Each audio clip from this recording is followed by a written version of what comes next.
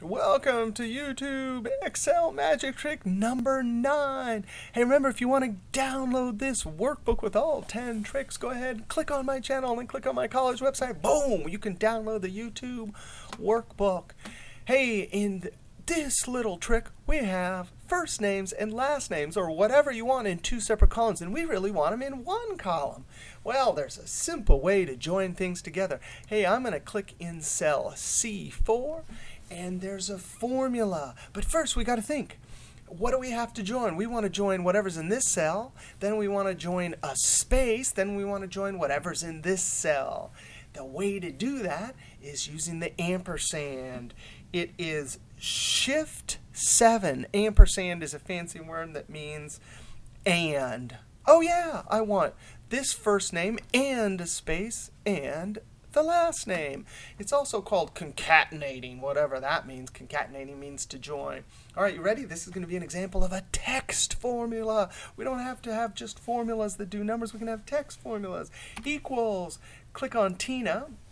And then we got to do the ampersand because we're going to take whatever's in that cell, 2 cells to my left, and then a space. You have to put quotes. Anytime you have text in Excel, it's got to be in quotes. Quote, space, quote. So far we've just joined whatever's in this cell and a space, but we need another ampersand. And then click on that cell right there. No way, we're joining 3 things. I'm going to Control Enter, and then I'm going to point to my fill handle, and when I see my crosshair or angry rabbit, I'm going to double click and send it down. No way, it actually worked. Then I'm going to come up here between C and D and double click to expand the width. Watch this. I'm going to come right here and say rad tab dude. Enter. No way. So that is a formula. If I F2 in that cell right there that's looking at those things, we can update, change it. Wow.